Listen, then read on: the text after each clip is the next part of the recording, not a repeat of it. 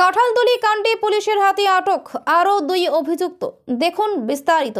চালকদের ডাকা বন্ধ চলাকালীন সময়ে গুজবের উপর ভর করে কর্তব্যরত পুলিশের উপর মামলাজনিত অপরাধে দফায় দফায় পুলিশি অভিযানে আটক 5 অভিযুক্তকে আটক করে আদালতে সোপর্দ করার পর ফের ধরা পড়ল পলাতক 2 অভিযুক্ত। সোমবার রাতে কাঁঠালতলী পুলিশের ইনচার্জ রেন্টু গগৈ দলবল নিয়ে গোপন খবরের ভিত্তিতে অভিযানে নেমে স্থানীয় মারুগাঁও থেকে এনাম উদ্দিন ও কুর্তি থেকে জামিল আহমেদকে আটক করেন। পরে ধৃতদের রাতভর বাজারিছড়া থানায় আটকে রেখে টানা জেরা করে পুলিশ। মঙ্গলবার ধৃতদের আদালতে তোলা হয় হলে মহামান্য আদালতের নির্দেশে তাদের ঠাঁই হয় জেল হাজতে। বাকিদের ধরতে পুলিশি অভিযান অব্যাহত রয়েছে বলে জানিয়েছেন ওসি নীলভ জ্যোতিনাথ। প্রসঙ্গত উল্লেখ্য যে এর আগে উক্ত ঘটনায় পুলিশি অভিযানে ধরা পড়ে হাজতে ঠাঁই হয়েছে আরও 5 জনের।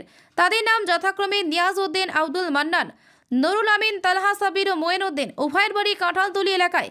এদেরকে গত শনিবার জেলা সিজেএম আদালতে সোপর্দ করা হয়। প্রসঙ্গত উল্লেখ্য গত শুক্রবার হিট অ্যান্ড রান আইনের বিরুদ্ধে মোটর ইউনিয়নের ডাকা ভারত বন্ধে পাথারকান্দির কাঁঠালতলীতে বন্ধ চলাকালীন সময়ে সৃষ্ট মতানৈক্যে একাংশ পিকেটার্সরা অন্যায়ভাবে কর্তব্যরত পুলিশ কর্মীদের উপর চড়াও হন বলে অভিযোগ।